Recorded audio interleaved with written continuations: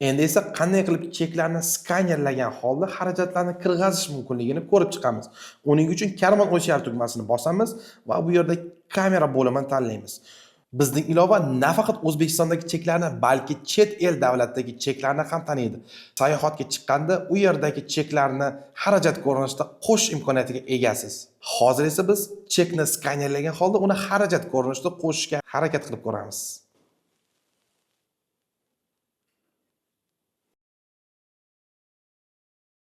Bizning sun'iy intellekt chekdagi yozilgan mahsulotlar nomiga qaragan holda toifaga avtomatik ravishda o'zi biriktirib qo'ydi.